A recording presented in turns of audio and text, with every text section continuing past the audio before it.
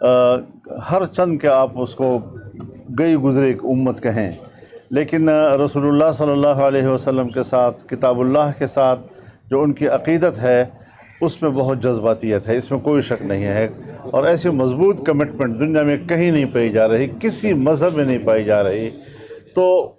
کچھ لوگ اگر اپنی رائے رکھتے ہوں اور ان کو پتہ ہو کہ مسلمان اس پر مشتعل ہوتا ہے، ان کو بھی انتہا پسندی نہیں کرنی چاہیے، ان کو بھی قانون کا احترام کرنا چاہیے۔ رسول اللہ صلی اللہ علیہ وسلم کے ناموس کو آئین میں تحفظ دیا گیا ہے، کیوں آئین کے اس حصے کا احترام نہیں کیا جا رہا؟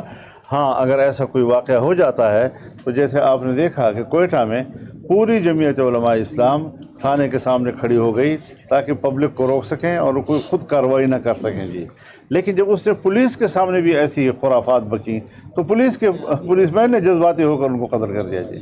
تو اس طریقے سے کچھ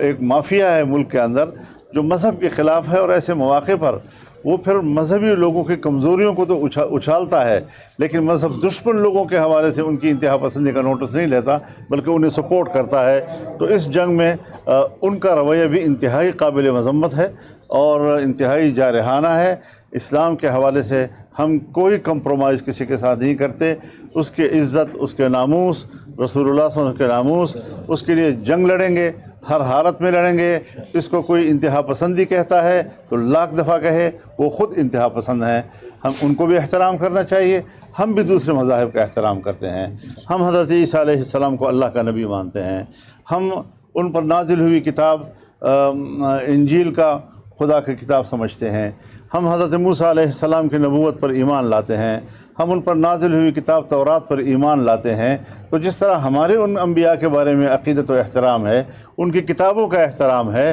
ان کو ہم آسمانی کتاب سمجھتے ہیں، تو پھر رسول اللہ صلی اللہ علیہ وسلم اور قرآن مجید کو بھی اتنا ہی احترام ملنا چاہیے۔ جب کوئی اس کا احترام نہیں کرتا تو اس سے پھر فساد پیدا ہوتے ہیں۔ تو فساد کے لیے تو ہمیں